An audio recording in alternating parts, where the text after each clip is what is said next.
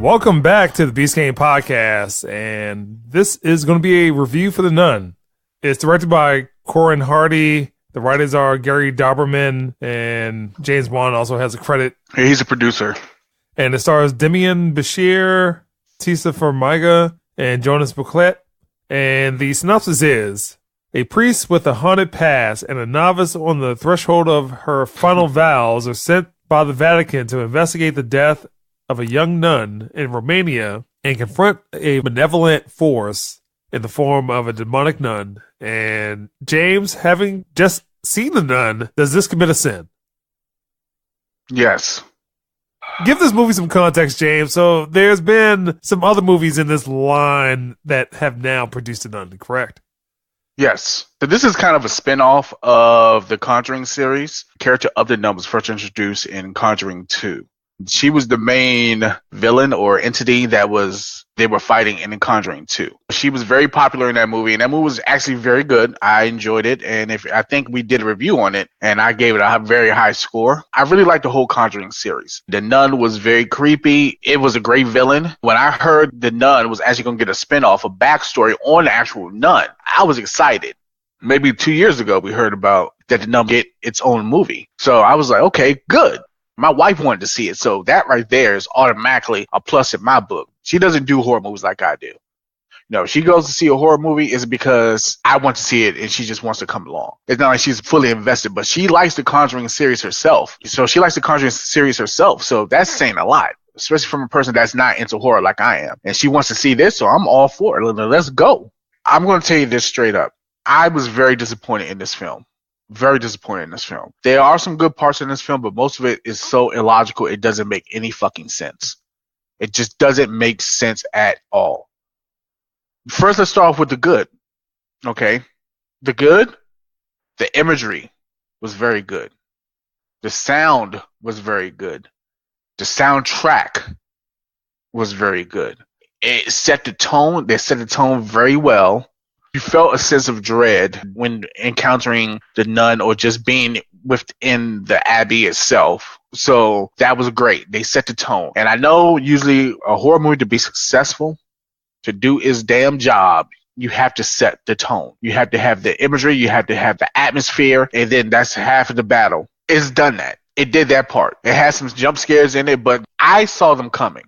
But they were good jump scares. They weren't like too telegraphed. I know this is about to happen just because I am a pro at watching these damn horror movies. But they were good. Like, they didn't have any musical cues. They didn't have certain camera angles or anything like that. But there were just certain things that I was just like, it could be done so much better.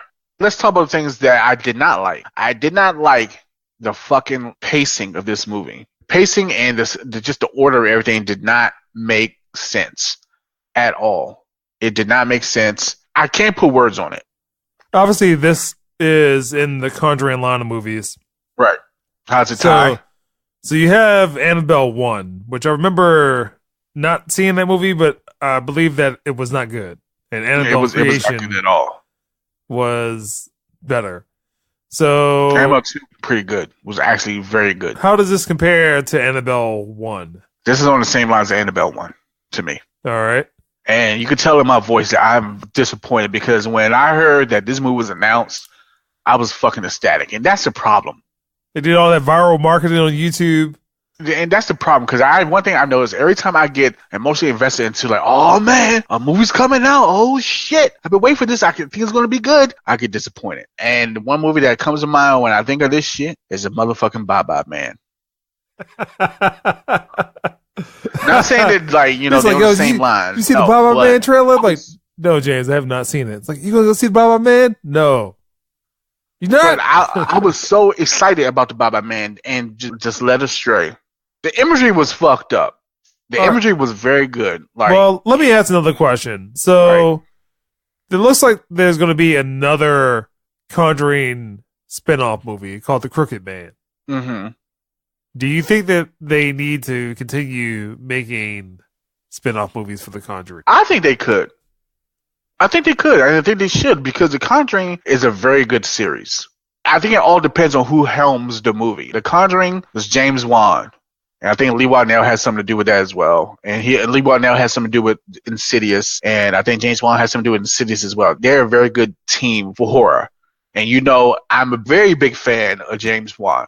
So I think it depends on who helms the movie. If this guy decides to take on the Crooked Man, I'm not so sure it will be okay. Now, this guy, he has experience with music videos, correct? Yeah.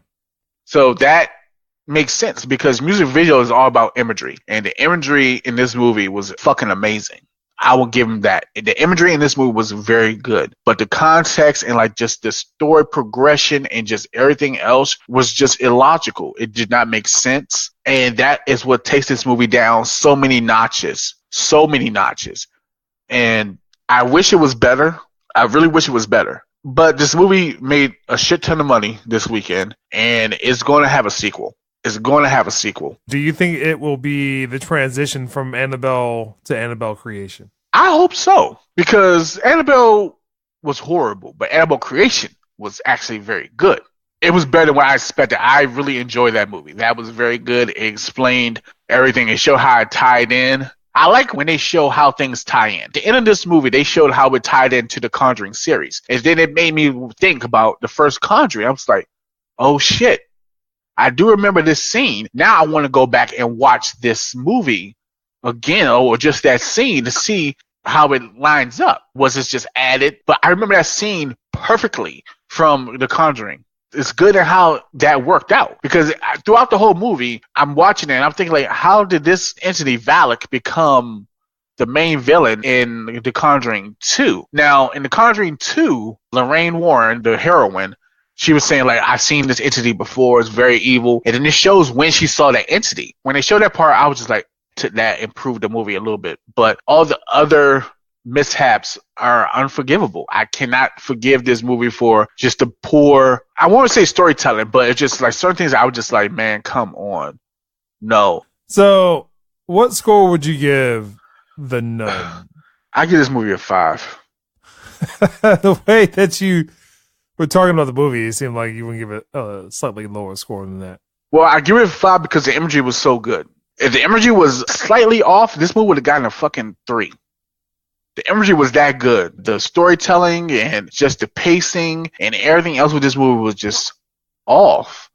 And I'm disappointed because, like I said, I was invested in this movie. When the movie was over, I stayed and I wanted to see. I know you told me yesterday who directed this shit, right? And I was like, I got to see for myself. I'm not saying I didn't believe you, but I swear to God, if it was James Wan, me and him going to have to have a little talk on Twitter, man. For real. I follow him on Twitter, fucking review on The Conjuring, but it wasn't. He just produced it. So I was like, all right, you produce it because you want to make some money off it. Smart man. Matter of fact, now thinking about it, I give it a 4.5. It was just bad. But like I said, it had its good points, as in some of the scares were actually legitimate, pretty good. I didn't jump, but they were legitimate. Imagery was great. The tone was great. The sound effects and the soundtrack were great. But just the storytelling, illogical plot points, it just did not make sense. I don't see how that can happen. Well, give this movie a 4.5, and that's kind of dwindling right now. I may take this shit down to a 4, and more I think about it. So let's go ahead and just end this shit before I get this shit to 2.